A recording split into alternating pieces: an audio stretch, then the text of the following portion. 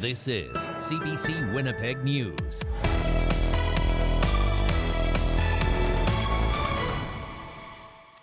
Good evening. Thank you for joining us tonight. Well, we are in for a messy evening here in Winnipeg. Heavy wet snow has been falling in Westman for much of the day, and now it's falling here. CBC weather specialist Riley Laychuk joins us now live outside. Riley, what are the conditions like out there? So, Marge, I can tell you that it is quite gusty up here on the rooftop where we are here at Portage and Balmoral here in Winnipeg. The snow now underway here in Winnipeg in earnest. We did see some of that transition between snow and rain through the afternoon here. Areas outside the city, of course, seeing much more in the way of snow. And some pretty dicey driving conditions basically now on all sides of the city of Winnipeg. Power outages also being reported in western and central Manitoba. So it's been a pretty messy day outside the city. We're starting to see the snow here. We can look at that on radar now, and you can see that we do have this main area of snow starting to make its way into southern Manitoba, and we have seen upwards of about 8 centimeters or so through parts of the south. We've also seen some very gusty winds as we've gotten through the afternoon here in southern Manitoba, in the range of 60-kilometer-an-hour gusts through much of the province. We did see a gust even upwards of 80 as we got through the later part of the afternoon in the southwestern corner of the province. And this is all going to continue for the next few hours as we get into the evening here. I'll be back inside a little bit later on with you, Marge, and we'll time that out as we get through our weekend forecast. Thank you very much, Riley. That is CBC's Riley Laychuk reporting live outside tonight. A Winnipeg woman is demanding accountability after a police officer fatally shot her partner, who she says was unarmed and without warning. His death is the city's first fatal police shooting this year. As CBC's Rosanna Hempel reports, Carrie Bladen hopes sharing her story will help bring him justice. The smell just lit up the room. Doesn't it just make you laugh? It's so funny. A collection of Dustin Hatcher's favorite things. Carrie Bladen often comes to sit with him at this memorial since seeing him get shot by police last week. Her voice is still hoarse from screaming that night. Dustin was shot for nothing. I just want to clear his name. It happened around Dalhousie Drive and Pembina Highway, just after midnight on November 28th. This is where we were parked. Bladen alleging she and Hatcher were parking a borrowed truck in a back lane stall near her home when they were approached by 2 Winnipeg police officers, telling them to get out of their vehicle. She says she later found out the truck had been stolen. He had no right to shoot him. He didn't even give a warning. There was not even like stop or we shoot. Hands up or I'll shoot. There was nothing like that. Bladen saying she held back an officer on the driver's side to help Hatcher, who wasn't armed, take off, while a second officer moved to the passenger side. And all of a sudden I heard a window smash. I heard like glass smashing, shattering, and then I heard pop, pop, pop, pop. Manitoba's Independent Investigation Unit says an officer was pinned by a vehicle attempting to flee a traffic stop, which led to the shooting in this alley. But Bladen disputes that account of events. I don't know, it just happened so fast. But I was going to pin the officer with force, but with my back, trying to help Dustin get away. He did not do nothing. The truck was not touching anybody. Bladen says Hatcher was shot before hitting the gas and smashing into a nearby fence. The IIU and Winnipeg police didn't comment as the case is under investigation. Court records show Hatcher was facing charges at the time of his death, including failing to comply with conditions of his release and theft under $5,000. Yep, born and raised here.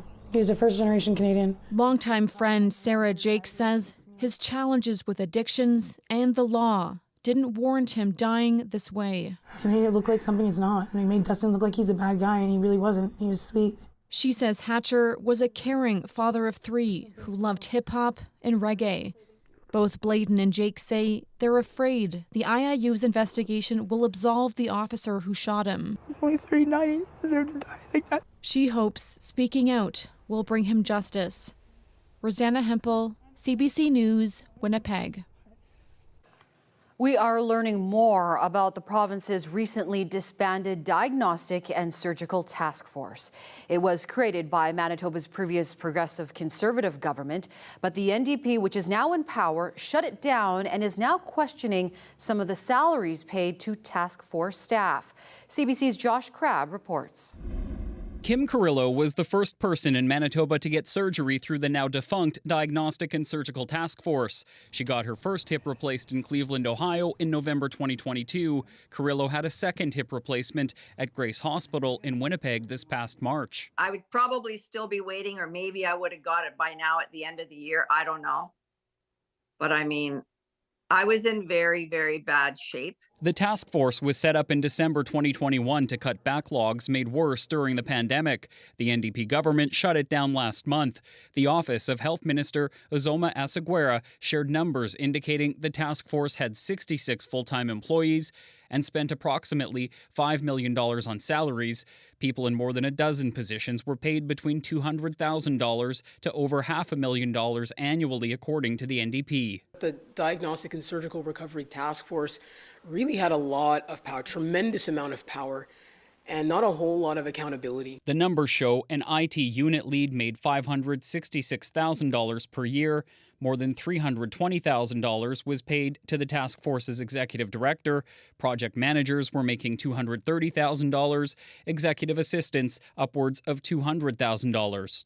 The salaries are just one example of the ways in which the task force were operating in a silo that wasn't really necessarily benefiting the system more broadly. The Progressive Conservatives say 85,000 Manitobans received care through the task force. The PCs also say it helped increase capacity in Manitoba for hip and knee surgeries, joint replacements, and other surgeries. Health critic Kathleen Cook says in a statement, the task force was always intended as a temporary measure to clear diagnostic and surgical backlogs faster in the short term. The NDP has cut the Diagnostic and Surgical Task Force with absolutely nothing in place to improve capacity or healthcare staffing in Manitoba for patients that are waiting for care right now. Carrillo says she didn't realize the task force had so many staff. She feels one of its strengths was communicating with patients. And what I really, really liked was after my surgery, they followed up with me for 3 months. The health minister's office says the task force lacked a salary structure. David Mateer, the former executive director, says he can't comment right now for legal reasons, but may have more to say soon. Josh Crabb, CBC News, Winnipeg. The city and the union representing transit workers has reached a deal. That means a transit strike has been averted. The two sides agreed to a 4-year deal. Some of the main points are a wage increase of 12.6% compounded, 4 weeks of cultural or religious leave, and a signing bonus of $1,800 or more depending on time on the job. Manitoba Public Insurance is suing Ford Motor Company of Canada over a vehicle fire the insurer claims was related to a block heater. The fire involved a Ford Escape parked with its block heater plugged in at a business in Winnipeg. The lawsuit alleges the fire was caused by defects in the design or manufacturing of the 2014 Ford Escape or its block heater. The suit seeks nearly $16,000 for loss of the vehicle and other costs. The fire happened in November 2021, but the lawsuit was filed last month. Ford has not yet filed a statement of defense in court. A company spokesperson declined comment. It's official. Winnipeg Police Chief Danny Smythe announced he's retiring. He made the announcement at the Winnipeg Police Board meeting this morning. CBC's Cameron McLean reports. A global pandemic, mass protests against police, and missing and murdered Indigenous women and girls. These are some of the challenges outgoing Police Chief Danny Smythe has had to navigate over the past 7 years. Certainly the pandemic was something that we all experienced, and police had to adapt to that. Some of the social justice movements also had a big impact on policing across the world. Those are two areas that probably had a big impact on our membership. Smythe has been a police officer for more than 38 years. After 7 years as chief, he's one of the longest-serving police chiefs in Canada. He says changing technology and changing attitudes toward police and their role in society are among the biggest shifts he's seen over that time. now 61 years old. He says he wants to enjoy life while he's still in good health. It's been a real privilege to do this, but at times it's a heavy burden, so I think for the first little while, I'll just be catching my breath. Members of the Winnipeg Police Board, including Mayor Scott Gillingham, thanked Smythe for his service.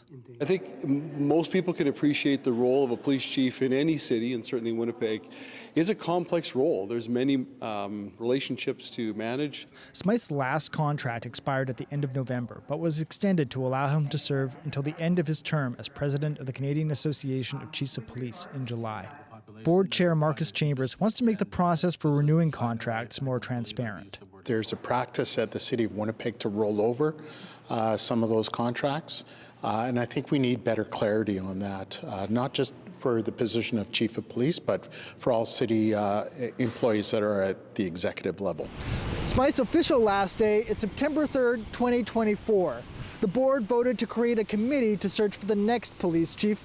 A request for proposals for a headhunting company is expected in the coming months. Cameron McLean, CBC News, Winnipeg. Winnipeg police say weekly rallies and marches over the Israel-Hamas conflict are straining their resources. There have been 37 events between October 9th and December 6th. 25 of those required a police presence. The events used up to thousands of hours of police time, costing the service $136,000 in overtime. Superintendent Dave Dalal of the Winnipeg Police Service said protests often move in unexpected directions. I'm going to use this opportunity since it's a public board meeting to ask organizers and community again to please refrain from mobile protests. It really is a significant risk and harm to the community and a danger to our members. Police board member Kyle Mason pushed back against Dalal's request. It makes me feel uncomfortable when any elected official or police service asks the community not to protest. Dalal said he is only asking protesters to stay in one place. Concern continues around the current Salmonella outbreak. 5 Canadians have died and cases are rising steadily. The cantaloupe was sold across the country, including here in Manitoba, but no cases have been reported in our province. The outbreak is being linked to 2 brands of cantaloupes. With a closer look, the CBC's Ellen Morrow reports. Cantaloupes sold across Canada this fall are behind a Salmonella outbreak that keeps getting worse. 129 cases have been reported across 6 provinces. Case counts double what they were a week ago. 5 people have died, while 44 have been hospitalized.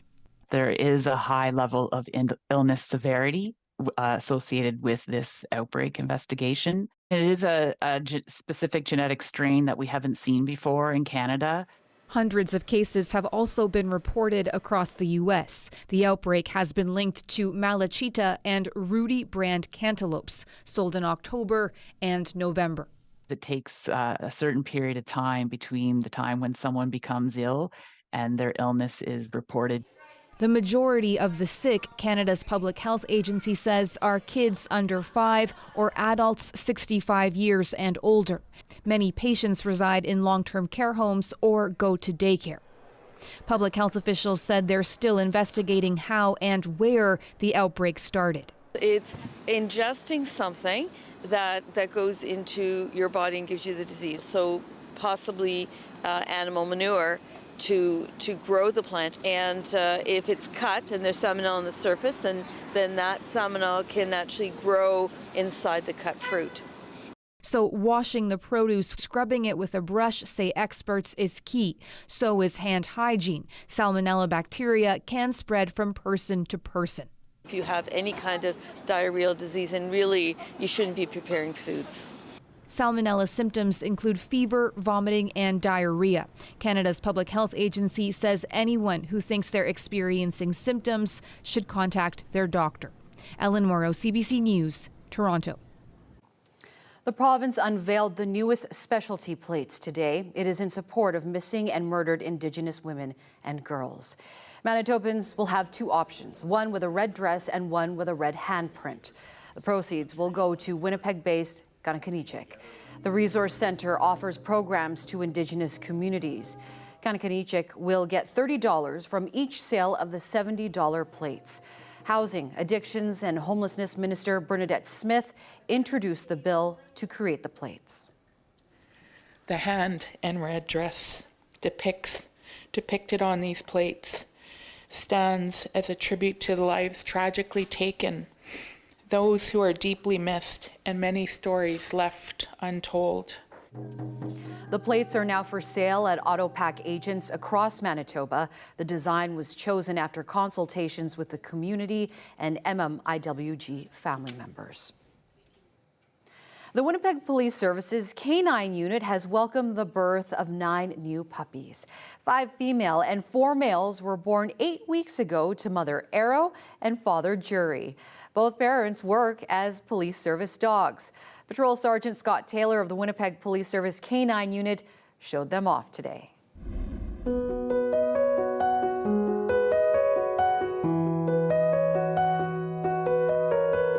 Our vet decided it was time to do a C-section. The pups were early.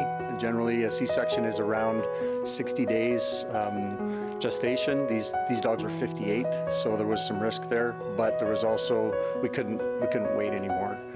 So the vet performed the C-section with her team, and we had 9 puppies. 4 are staying with our program, and 5 are going to outside police agencies. Our primary role is working the street tracking suspects. And then they have a secondary role of detection work, either explosives or drugs or tactical work. So the formal training is, it's a 16-week program. But, you know, to be fair, they're going to start their training tonight. You know, we have a quarry program. It's one of the few in Canada where our service allows us to invest in our unit. And basically what I mean by that is they allow our officers who want to, they take a quarry course, they want to become canine handlers, and our quarries essentially will take these dogs to work starting tonight. So in a very informal way, these dogs are being exposed to the police world. They ride around in cruiser cars, they work nights, they listen to the sounds of policing, they go to calls, they do all the stuff that police officers do when they're 8 weeks old. Oh, well, if those little puppies stirred your heart and now you want your own dog, the city has a deal for you. The Animal Services Dog Shelter is full, so they are having a dog sale this weekend. On Sunday between noon and 4 p.m., you can adopt a dog for $175, and that includes the license, spay and neuter, food, and more. But beware, dogs are a lot of work. You should have the space for them and the finances to take care of your new pal.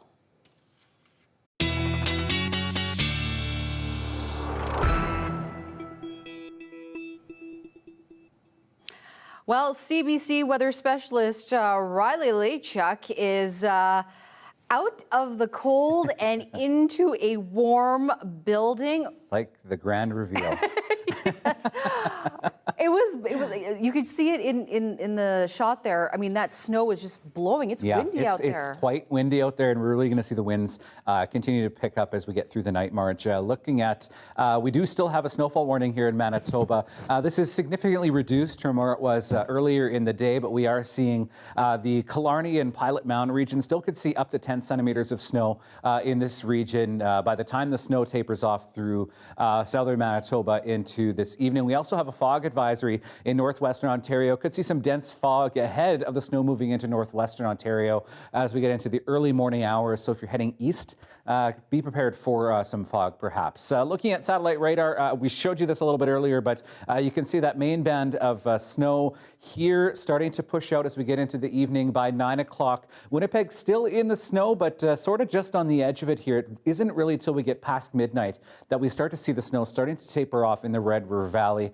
And then it's more of a southeastern Manitoba, northwestern Ontario event as we get into Saturday. But the winds will definitely still be sticking around as we get through the day on Saturday. A mainly cloudy day for most of southern Manitoba. back to the west, starting to see some clearing toward the late afternoon. But by the time we get into Sunday, much sunnier skies and also much calmer conditions by the time we get into the later part of the weekend. So this takes us out to midnight here.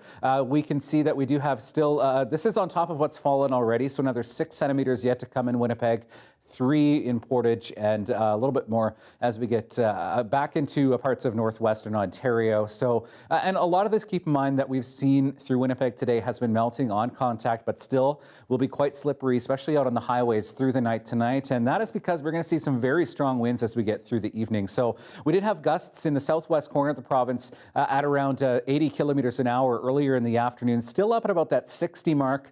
Starting to pick up a bit more here in the Red River Valley as well, and we'll continue to see very strong winds as we get into the night tonight and into Saturday, even through the afternoon on Saturday, expecting some fairly gusty winds, gusting out of the north up to about 40 through the afternoon tomorrow. So not as strong as they will be this evening, but certainly some strong winds as we get into the later part of Saturday. So 1 degree is where we're at right now in Winnipeg. Visibility 3.6 kilometers at the airport. We did see visibility down to about 800 meters earlier in the afternoon. So it's been kind of on and off depending on some of this precipitation that we've seen through the afternoon here in the Winnipeg region. Down to -7 with that wet snow, 5 to 10 centimeters by the time it's all said and done tonight in the Winnipeg region.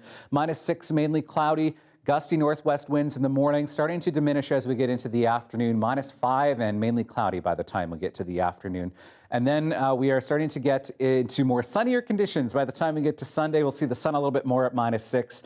Chance of flurries and breezy for Monday at -3, and March -7. This is more normal for this time of the year for Tuesday. So temperatures going to be, for the most part, below 0, but we will see a bit of a warm up toward the end of next week, and I'll have details on that coming up a bit later. All right. Thank you very much, Riley. You're welcome. The UN Security Council voted on whether to demand a humanitarian ceasefire in Gaza. The U.S. vetoed the vote. That story is coming up. You're watching CBC Winnipeg News.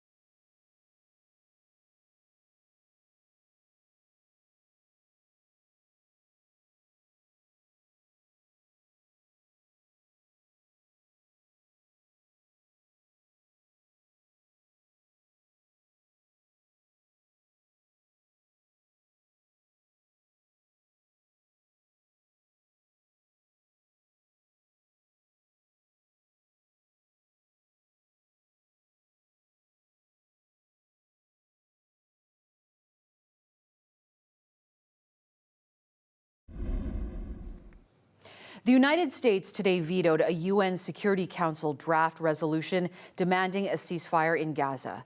13 countries voted in favor. Britain abstained. It followed urgent pleas for action from Secretary General Antonio Guterres. CBC's Chris Reyes reports. El proyecto de resolución. The draft resolution has not been approved due to the veto of a permanent member of the Security Council. At the Security Council, another failed attempt to pass a resolution demanding a ceasefire in Gaza. The U.S., the only member of the Council, voting against it and activating its veto power. Although the United States strongly supports a durable peace in which both Israelis and Palestinians can live in peace and security, we do not support this resolution's call for an unsustainable ceasefire that will only plant the seeds for the next war. The Secretary General told the Security Council this morning that the unprecedented situation in Gaza led him to invoking Article 99 earlier this week to call attention to the desperation in the enclave. I wrote to the Security Council invoking Article 99 because we are at a breaking point. There is a high risk of the total collapse of the humanitarian support system in Gaza, which would have devastating consequences. Antonio Guterres has never used the power in his 6-year tenure. Palestinian envoy Riyad Mansour expressed support for the Secretary General and echoed his call for a ceasefire. If you are against the destruction and displacement of the Palestinian people, you have to be in favor of an immediate ceasefire. From the Israeli ambassador, an unequivocal rejection. Whoever truly seeks peace and security in the region must understand that the only way to achieve this is by destroying Hamas. In the Secretary General's speech, Guterres highlighted the devastating death toll in Gaza, including reports of 17,000 Palestinians killed, many women and children, and more than 130 UN staff members. The people of Gaza are looking into the abyss. The international community must do everything possible to end their ordeal. So far, the Security Council has only been able to pass one resolution on the war in Gaza, calling for a pause to allow for humanitarian aid. Guterres reported to the Council today that under current circumstances, it's impossible to fulfill that mandate. Chris Reyes, CBC News, New York. Back here at home, members of Parliament are locked in a marathon voting session. It's part of Conservative efforts to pressure the Liberal government to scrap parts of the carbon pricing plan. MPs were up all last night, and it could continue for hours more. Only Conservatives are on the side of working Canadians fighting to axe the tax. Like, they are literally trying to shut down the government, which is the page out of the extreme right Republican handbook in the United States. Conservatives are forcing delays by prompting a total of 135 votes in the House of Commons. Most of them are on government budgetary estimates. They're hoping the stalling tactic will push the government to abandon key parts of the carbon tax. More than 400,000 public sector workers are on strike in Quebec. They plan to be off the job for 7 days. Education, social service employees, and some healthcare workers are putting pressure on the provincial government as contract negotiations drag on. They're asking for better pay and working conditions. All public schools are closed in the province. Essential services like emergency rooms will be maintained, but delays are expected in healthcare facilities. 80,000 nurses and other healthcare workers plan to start a 4-day strike on Monday. Next year, international students will have to prove they have about $21,000 to cover expenses in order to get a study permit here. That is about double the amount they must have right now. All this is according to regulations introduced by the federal government. Lindsay Duncombe has more. These new rules will come into effect for the September 2024 school year. Incoming international students will have to prove they have $20,635 in order to get their student visa. That is more than double the amount they need to prove now, 10 grand, a number that hasn't changed in 2 decades. But what the government is trying to do is give students a realistic sense of how much it actually costs to live and to study in Canada. Many international students have been caught off guard by the costs of groceries, the costs of rent. We spoke to an international student studying at Memorial University in Newfoundland. He says he believes this will likely mean fewer international students will come to Canada, but it's good to be transparent. I think, while it reduces a significant number of international students that we're probably going to see come to Canada, I think, this is a good step towards transparency and sort of good way to show international students that there is an affordability crisis in Canada. Now, this announcement also came with a threat to the provinces. Make sure that the institutions that are bringing these students to Canada are legitimate, or the federal government will cut back on the number of student visas it grants. There are, in provinces, the diploma equivalent of puppy mills that are just churning out diplomas. And this is not a legitimate student experience. There is fraud and abuse, and it needs to end. The government is also reviewing the number of hours international students can work while they are studying here. There are currently more than 800,000 international students in Canada studying at all levels, a number that has grown dramatically in the last decade. Lindsay Duncombe, CBC News, Vancouver. How many dinosaurs can a Tyrannosaurus Rex eat? Well, you're about to find out after the break. Stay with us. You're watching CBC Winnipeg News.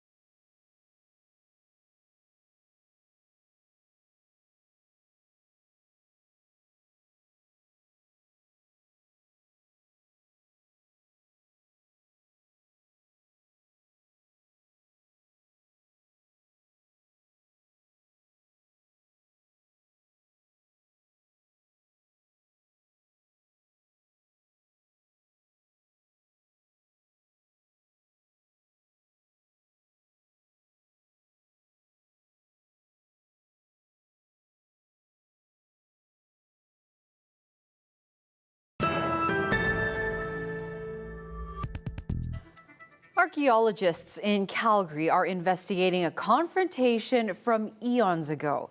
It involved a Tyrannosaurus rex and two smaller dinosaurs it devoured. CBC's Helen Pike looks at what that moment is revealing about the age in which it happened. You can see all the ribs in this region. Something was out of place. The toes, they didn't belong to the young Tyrannosaur. Immediately, the technician knew that there was something different about this fossil. The University of Calgary's Darla Zielinski and the Royal Tyrrell Museum's curator of paleontology, Francois Therion, led a team of international researchers comparing the bones to collections around the world. And we decided it was a good idea to flip the specimen over and prepare from the inside out to see what was hiding inside the rib cage. And it's at that time that the bones of two small dinosaurs were discovered where the stomach would have been located. Both eaten the same way, by pulling the leg right out of the hip socket. The thigh bone there, connected to the knee, shin bone, exactly what we find in the stomach of the Tyrannosaur. We were able to determine that they were both the same type of dinosaur, this little bird-like dinosaur, Chittipass. And all those bones are only hind limbs, so obviously this juvenile Tyrannosaur was a very particular or fussy eater and had an appetite for drumsticks. Were young dinosaurs, like they were not even a year old. So it tells us that this Tyrannosaur liked to eat small dinosaurs, but also very young dinosaurs. Therion says it's proof young Tyrannosaurs didn't compete with the adults, grabbing their own grub until they developed stronger skulls and teeth. As they grew, they became the top predators and fed on duck-billed dinosaurs and horned dinosaurs. So it's showing us that actually Tyrannosaurs occupied all the different ecological niches, all the different places in food webs as a single species just by growing through it, which is totally different from what we see with other meat-eating dinosaurs. He says it's likely what led to their ecological prowess. Helen Pike, CBC News, Drumheller.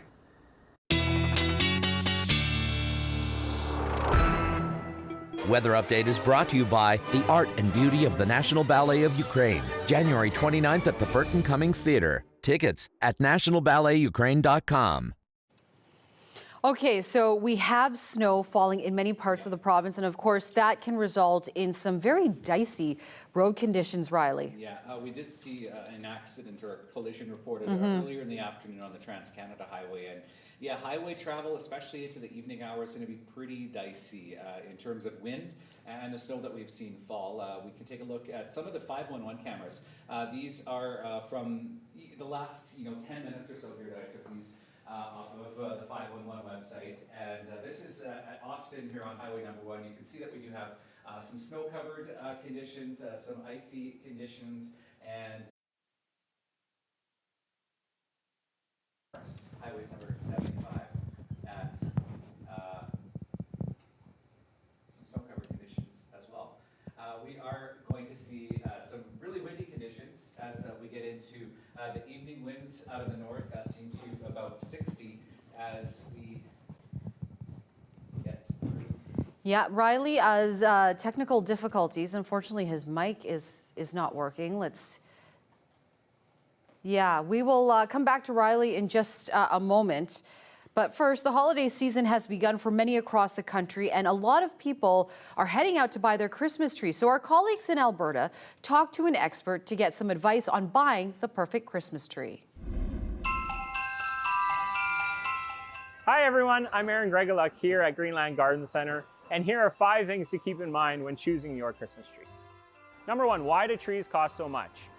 As you can see here, prices vary depending on species and sizes. First thing, the grower has to grow these trees. Some of these trees are 4 to 5 years old, some are even 10 to 12 years old, so that will all factor into the price.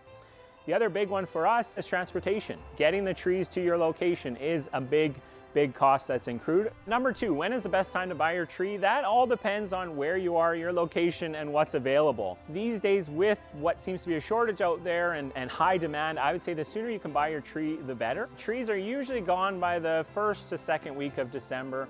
By December 10th, there's not a lot of selection out there. Number 3, which is the right tree for you? We prefer the fir trees. They hold their needles really well. They have a good smell to them. Douglas fir would be your most economical tree. Has the strongest scent that's available, but the branches are a little weaker. Nordman fir is more like your traditional artificial tree. Individual branches, strong branches, nice silver undertone, green shiny top.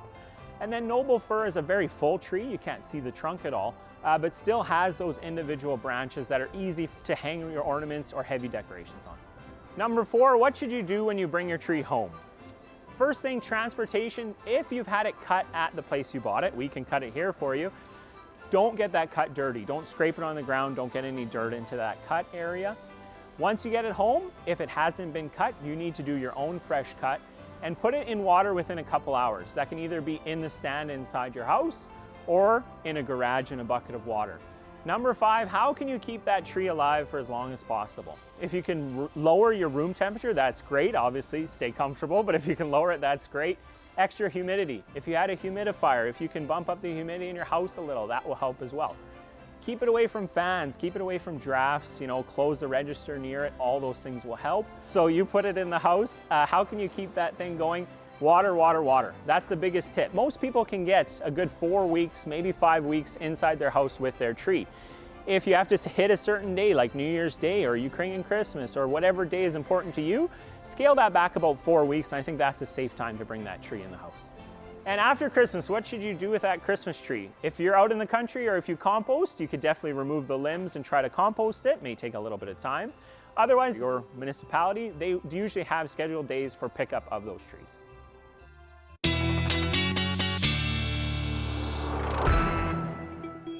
All right, let's try this again now that I've changed the batteries in my microphone. I was talking earlier about some of the highway conditions across southern Manitoba and how they've really deteriorated through the afternoon hours here. This is Highway number 1 at Highway 13. This is the Oakville Junction, and you can see even west towards Austin, some snow-covered and slippery conditions. We did have some collisions reported on the Trans-Canada earlier in the afternoon, and snow starting to fall as well on the highways at Morris. This is Highway 75. These were from the last 20 minutes or so here. So yeah, we are going to see conditions deteriorate as we get into the evening. And as we look at our current wind speeds here with the gust factors, the gust in the yellow here, you can see winds in Winnipeg out of the north gusting at about 50 this hour, even stronger, close to 80 kilometer an hour gust in Melita out of the north. So yeah, it's going to be a windy evening coupled with that snow as we get into the evening tonight. So yeah, it's probably a good night, especially if you're outside the city to really hunker down. So we've been at the freezing mark really through much of the day around the Red River Valley here in the capital region, 1 degree downtown, and we're seeing temperatures around the freezing mark as well across western Manitoba as well. So we have seen some of this snow here, especially in the city, falling as rain as we have gotten through the afternoon here because we've been on the freezing mark. So yeah, -9 in Lynn Lake at the moment, as well as in Thompson, and -7 in Churchill. Here's that system here, this area of low pressure that is pushing off to the east tonight in northwestern Ontario, 10 centimeters perhaps overnight tonight in Kenora. This is the area where we also have that fog advisory in place, -4 overnight tonight. Periods of snow the further east you go. This is more of a Saturday event for parts of northwestern Ontario. We're going to see that wet snow continuing through the evening hours tonight. Gusty winds up to about 60 kilometers an hour through parts of southeastern Manitoba. In the southwest, windy conditions, but we do see the snow ending for Brandon, Dauphin. Just windy conditions really persisting as we get into the evening tonight. A pair of -6s tonight in Portage la Prairie and Morden Winkler. That's where we also have that snowfall warning in place to the areas on the east side of Winkler in the Killarney region. Double-digit lows for most of northern Manitoba. Chance we could see some flurries in Lynn Lake, Churchill, and Gillam tonight at -10, -8s in Thompson and Norway House tomorrow, -7 in Flin Flon, with varying amounts of sun and cloud in the north. A pleasant day ahead tomorrow, and we'll see the wind start to taper off. Some afternoon sunshine through Brandon and Dauphin, -3 in Morden Winkler as well. And in the capital region, winds gusting to 40 through the later afternoon, 50 kilometer hour winds in the southeast corner of the province. And we're going to see flurries and periods of snow through the morning tomorrow through Kenora, Dryden, and Fort Francis, tapering off temperatures around the freezing mark tomorrow as we get through your Saturday. I'll have your full 7-day forecast, Marge, coming up. Thank you very much, Riley. You're welcome. Winnipeg's Children's Hospital Emergency Department is seeing high numbers of sick kids this week, but not all those kids needed to go to the ER. So when is a visit to the emergency room appropriate? That's coming up. You're watching CBC Winnipeg News.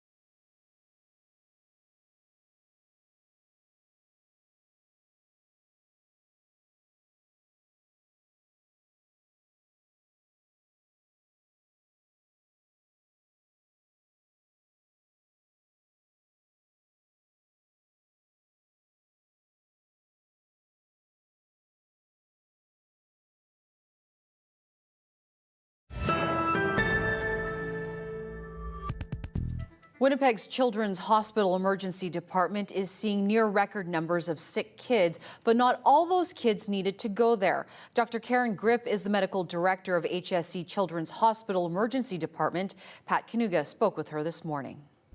We're seeing more and more respiratory viruses every single day. So numbers have really gone up. Last month, we averaged about 130 visits a day, and now the last 2 days, we're hitting in the high 160s. And how busy is that from what your experience is normally at, say, this time of year?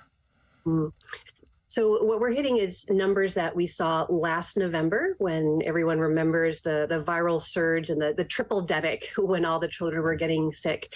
And they're also, fairly similar to where we were several years ago in 2019. And that particular winter was also one of the worst we'd ever seen, and where we were hitting numbers in the low 200s by Christmas time. So it's definitely out there. So you're seeing lots of respiratory symptoms, but what other illnesses? Are we seeing colds, flus, that sort of thing as well? Yep. Influenza seems to be the favorite virus this week. We're seeing a ton of kids with influenza, still COVID, still RSV, other viruses as well, adenovirus and other viruses. But the big three are influenza, COVID, and RSV. So we talked about kind of what you're seeing as far as symptoms. Who are you seeing? Are we seeing toddlers to teens? Is there a more specific age range? Generally, we're seeing the under 10, especially the under 5. The older patients will often come in because of fevers, and parents are really worried about the fever, which is a good talking point.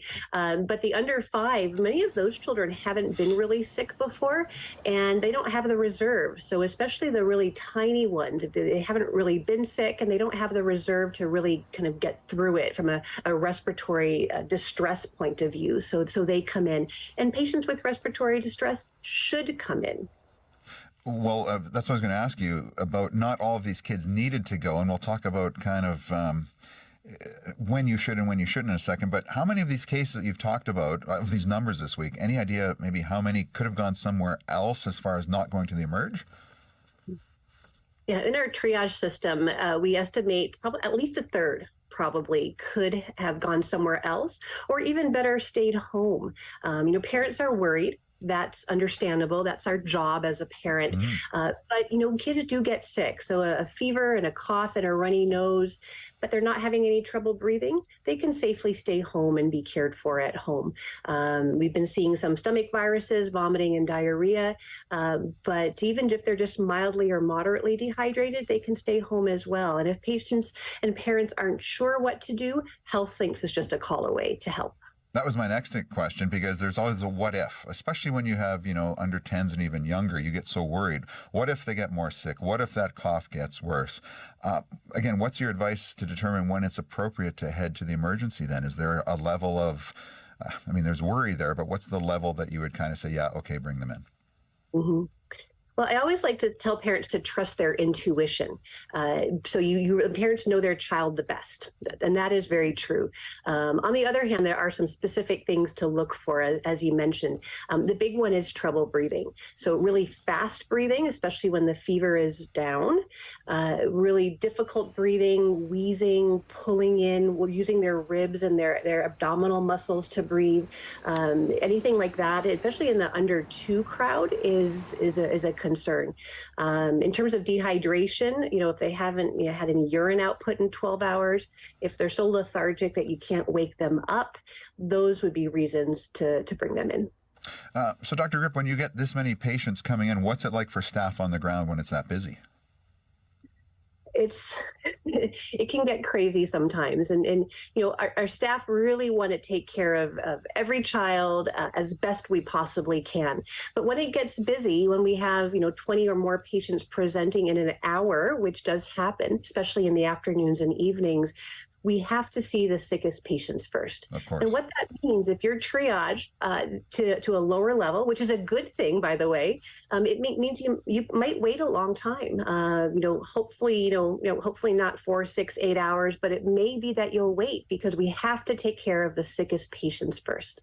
What's your sense as we move towards the holiday season of how busy it's going to be for the next 3-4 weeks? Everything is going up, all the viruses. So I think it's going to be very busy. The holiday time period is also when people get together and socialize. So that can increase the viral burden as people are sharing other things, not just eggnog, they're sharing viruses as well. The other thing that we do see, though, sometimes it helps because the kids are not in school. So it depends, but we definitely expect Christmas and New Year's period to be very, very busy. Is this weather helping at all? Because we're not cooped up inside. People are still out and about doing things when you're, at a +5 yesterday. It does. If it was sustained, like a summertime period, we definitely see fewer viruses in the summer because, like you said, people are outside, and if they're hanging out together, they're more distanced rather in the room. So maybe it will make a difference. We'll know in the next week or two. And Dr. Grip, I wanted to end on vaccinations. We have the trifecta this year: the flu, RSV, and COVID. What's your message to parents? My message is, get vaccinated if you can. Get your child vaccinated if you can. Vaccines are safe. COVID and influenza vaccines have now been around for a long time. Influenza, of course, much longer than the COVID vaccine. They're safe. They're effective. They can make a difference, not only for the person getting vaccinated and their family, but their friends and then the extended community. Riley is back with your 7-day forecast. You're watching CBC Winnipeg News.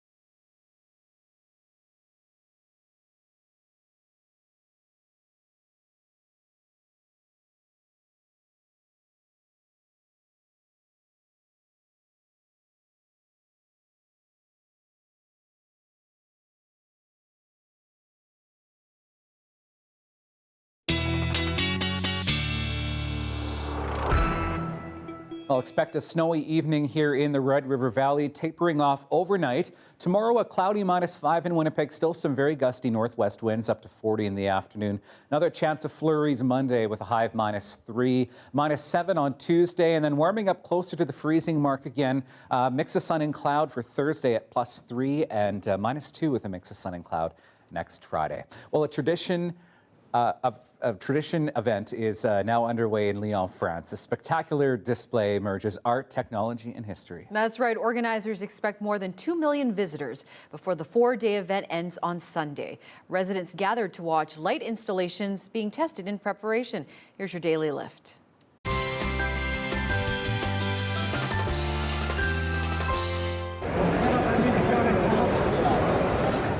The festival has its roots in the history of Lyon. It originated in the 19th century as a tribute to Mary, the mother of Jesus. It started as a simple display of candles on windowsills. Today, it's viewed as a symbol of Lyon's culture and heritage. Very pretty. It is very pretty. Yeah, gorgeous. Love that.